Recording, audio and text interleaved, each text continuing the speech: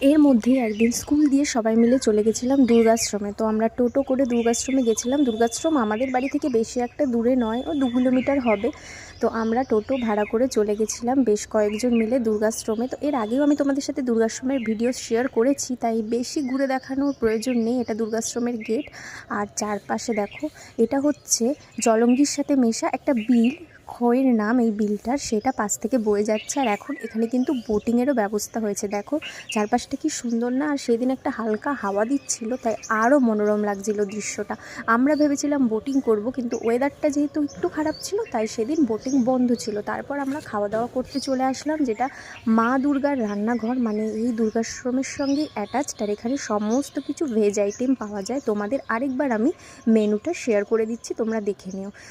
তো চলো এবার এখানে কি খাওয়া দাওয়া করলাম দেখিয়ে দিই। আমরা এখানে থালি নিয়েছিলাম, যে থালিতে ফার্স্টেই ছিল ভাত, পাঁপড় ভাজা, বেগুন ভাজা, তার সঙ্গে কচু বাটা, এর সাথে ছিল ডাল লাউ দিয়ে, যেটা খুব অসাধারণ খেতে হয়। তার সঙ্গে ছিল ফুলকপি আলুর তরকারি।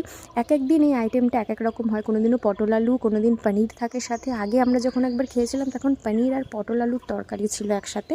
তো সবার প্রথমে আমি কচু বাটাটা দিয়ে খেয়ে নিলাম, তারপরে কচু বাটার সঙ্গে একটু আলু ভাজা মাখিয়েও খেয়ে নিলাম। আর এখানে সবথেকে টেস্টি আইটেমটা হলো এই লাউ দিয়ে এই ডালটা, কী যে অসাধারণ করে এই ডালটা, কি বলবো। সাথে একটা লেবু থাকলে যদিও বা ভালো হতো, কিন্তু সেদিন লেবু ছিল না। আলু ভাজা দিয়ে ডাল দিয়ে মাখিয়ে খেয়ে নিলাম। আর তারপরে ছিল ফুলকপি আর আলু দিয়ে তরকারি। তরকারিটা খুবই সুন্দর হয়েছিল, অসাধারণ খেতে হয়েছিল, কিন্তু মনে হচ্ছিল পনির থাকলে ভালো হতো। যেহেতু আমাদের এই প্লেটটার পুরোটার দাম ছিল 80 টাকা।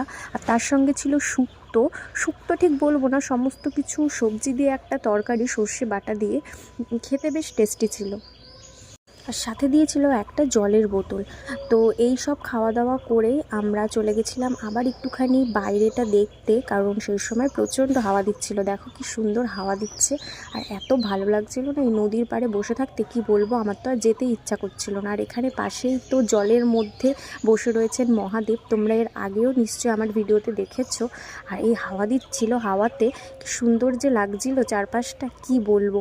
তো এভাবেই দিনটা খুব মজা করে কাটালাম। যদিও বা খুব বেশিক্ষণ সেখানে আমরা ছিলাম না, যেহেতু ওয়েদার খারাপ হয়ে যাচ্ছিলো, তাই তাড়াতাড়ি বাড়ি ফিরে এসেছি। কিন্তু যেটুকু সময় থেকেছি প্রচণ্ড পরিমাণ মজা করেছি। তো এখন যাওয়ার সময় হয়ে গেছে। টাটা সকলকে, আবার দেখা হবে পরের কোনো ভিডিওতে।